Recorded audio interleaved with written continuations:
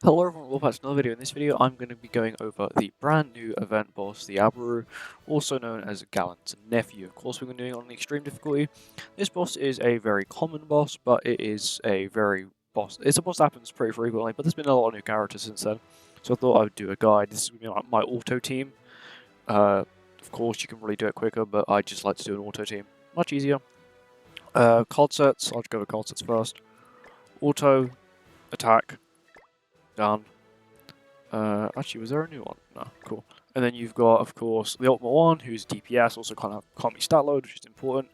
Melee is in this position for a reason, which I'll get into in a second. Diane, of course, a tank, also she combos with Melee in this fight. And we've got Liz there, who's just for basic stat increase, mainly for the person who does not stat load. So what I mean by stat load is if we go onto the passive of the boss, just saying both phases are sort of the same in terms of passive. This one has a damage cap, sort of, but it doesn't really matter, because it doesn't actually get to that damage cap anyway. So, it has a passive where it takes 30%, it deals 30% more damage to demons, which is fine. It's not actually going to hit melee at all anyway, so it's completely fine. Goddesses do 30% more damage, which is this is okay, it does help a little bit, but she doesn't actually do that much damage. And the key one is decreases damage taken from enemies with attribute advantage. Dark and Light have attribute advantage over all the other default attributes, so it's completely fine. Dark and Light characters will excel here a lot. Of course, you think, oh, use my L, he's immune to stat lower. Doesn't work, unfortunately. At the start of the ally's turn, decrease enemies attack by 8%, excluding the enemy with the highest remaining HP. That will always be Queen Diane. In my case, of course, for many other people it may be different cases, but if you know a certain character can have the highest attack, you can also manipulate that by changing gear sets around, which is also another way to do it. But of course, if you don't want the hassle of doing that like me, you can be lazy and just set up your team in a way where you don't have to care about that. It's the same effect on here, they just added this bloody resistance increase, which doesn't actually matter.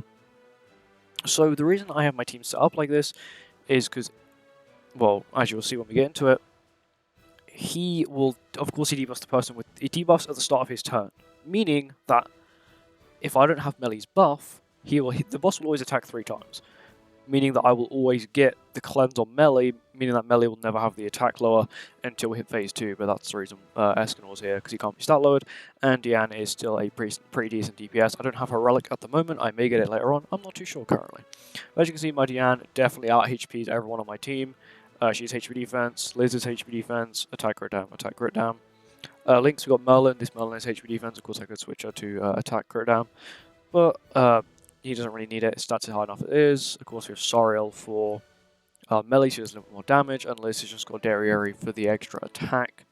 I do have 2 Derriere sets, I could switch out for HP defense, like here, but there's no point, I'll just keep it with attack crit down, attack defense currently. Anyway, let's get into it. So what I do is I literally just stick on auto, and we'll just let it do its thing. It should be like 10 seconds.